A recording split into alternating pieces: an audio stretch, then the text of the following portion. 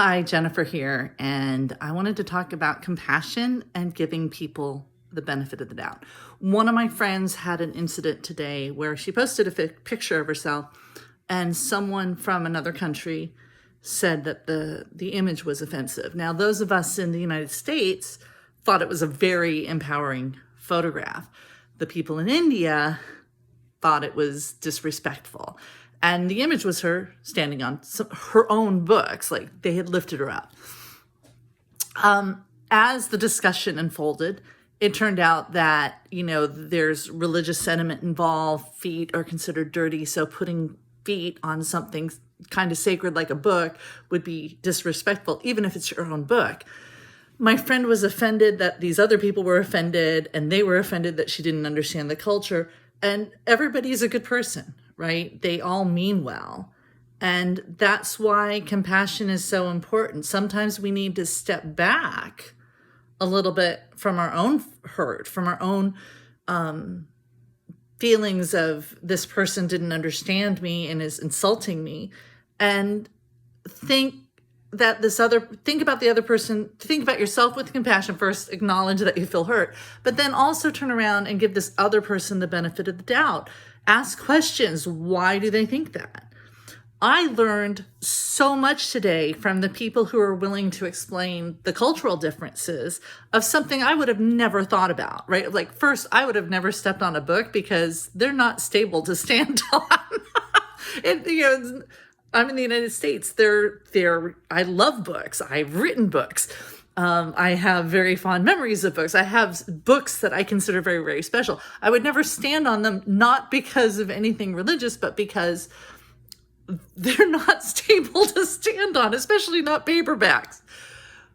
But, other cultures treat books differently. And then also the feet issue, feet being dirty is also an issue. So, being open to learn what you didn't know.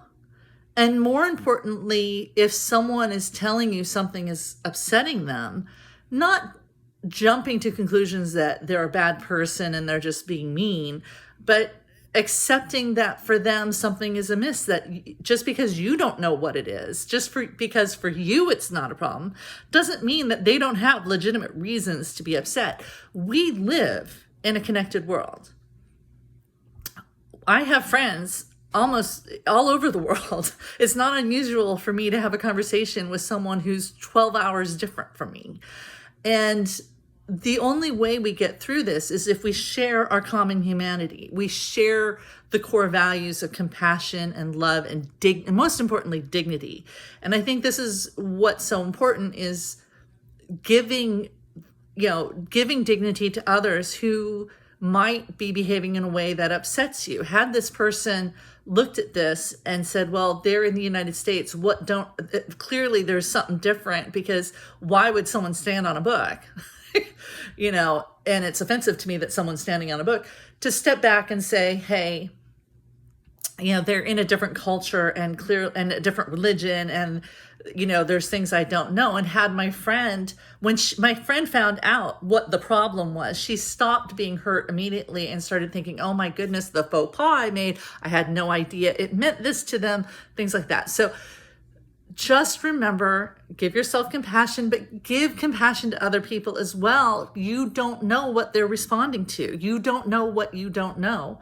And the likelihood that they're being mean just to be mean is really kind of small. If someone is upset about something, they usually have a good reason for it. So listen and learn. And together we do that. We end up with a really amazing multicultural, multi-religious world that we can live in and all get along. Yes, we're going to make mistakes. There's no way to know what you don't know, except to have someone tell you, oops, you made a mistake.